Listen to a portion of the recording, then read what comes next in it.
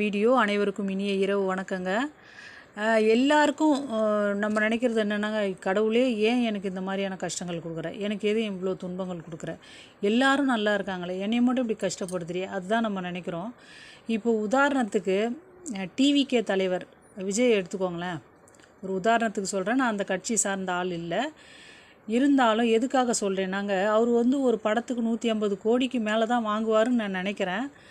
அந்த பணத்தை வச்சுக்கிட்டு அவர் வாழ்க்கையில் எவ்வளோ சந்தோஷங்கள் இருக்கோ, வாழ்க்கையில் என்னதை அனுபவிக்க முடியுமோ எல்லாமே அவர் அனுபவிக்கலாம்.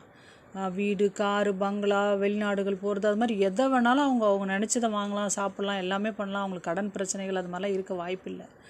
ஆனால் அதுவே ஒரு காலத்தில் வாழ்க்கை போர் அடிச்சிடும். அதனால் போதும் பார்த்த வரைக்கும் பணங்கள் போதும் அப்படின்னு இப்போ இனிமேல் மக்களுக்காவது எதாவது செய்யலாம் அப்படின்ட்டு அவர் வெளியே வந்திருக்காருன்னு வச்சுங்களேன். மக்களுக்கு ஏதாவது செஞ்சு நம்ம ஒரு அரசியல் தலைவராக மாறணும்னு ஆசைப்பட்டு அவர் வெளியே வந்தவருக்கு கொஞ்ச காலம் அப்படியே வானத்தில் பறந்த மாதிரியான அவருக்கு பெரிய நிலைமைக்கு கொண்டு போனாங்க மக்கள். இந்த கரூர் பிரச்சனை என்னாச்சுங்க, அவருக்கு அப்படியே கொண்டு வந்து கீழே விட்ட மாதிரி விட்டுடுச்சு.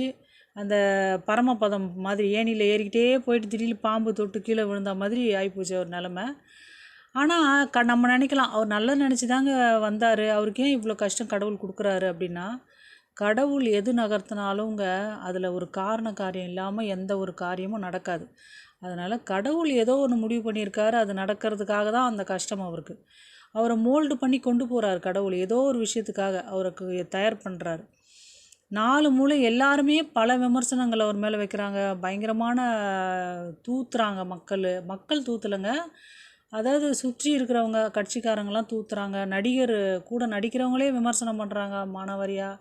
அந்த மாதிரிலாம் பண்ணும்பொழுது அவர் எவ்வளோ மன உளைச்சலுக்கு உள்ளாவார். நம்ம மாட்டு படம் நடிச்சுட்டு அந்த காசை வச்சு சந்தோஷமாக வாழ்ந்துருக்கலாமே, மக்களுக்கு எதாவது செய்யலான்னு தான் நம்ம வெளியே வந்தோம், நம்ம இப்படி பண்ணுறாங்களே. இப்போ இந்த அவமானங்கள், கஷ்டங்கள், மனவேதனைகள் அதெல்லாம் இந்த எல்லாத்தையும் மறந்து கடிச்சு அவர் ரொம்ப கஷ்டமான சூழ்நிலை இருக்கார் இப்போது.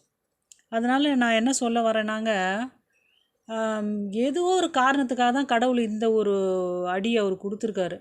கண்டிப்பாக அடுத்த ஸ்டெப்பு அவருக்கு நல்ல விதமாக தான் அமையும். ஏன்னா எதுக்காக கடவுள் கொடுத்துருக்காருன்னு நான் யோசிக்கிறேன்னாங்க, அதிமுக கூட கூட்டணி அமைச்சாங்கன்னு வச்சுங்களேன், கண்டிப்பாக அவங்க ஆட்சியை பிடிச்சிட்டாங்கன்னா அவர் டெப்டி சிஎம் ஆகலாம். அவருக்கும் ஒரு அனுபவம் கிடைக்கும் வாழ்க்கையில்.